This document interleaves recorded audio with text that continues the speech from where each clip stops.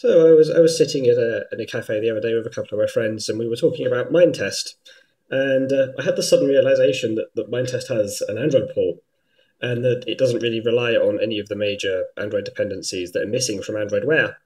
And so I had the really stupid idea to try and run Mindtest on my watch. And of course, this elicited a lot of laughter, and it was pretty funny, I admit. But about 10 minutes later, with a little bit of hacking with ADB and the such like, I managed to get it on here. And the answer is yes, it does actually work. Um, this is fairly ridiculous. The main menu doesn't quite render properly, as you can see. It sort of falls off the edge of the screen. It is only a 320 by 320 display, so I assume that it's just falling off the edge of the display because it can't scale down anymore. But once you get in game, it does actually work, which is absolutely ridiculous. Here we are in game. I can look around. The frame rate is perfectly fine. I can dig and everything else that you really would expect to be able to do in Mindtest.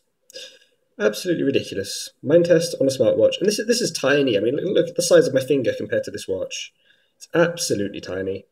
And this has got a quad core 1.2 in it, I believe, with 512 meg memory, running Android Wear. So yeah. As to the possible use case for this, I don't think there is one. I just did it because I can, and because it was funny. But yeah, it's still really amazing to actually see something this small running Mindtest.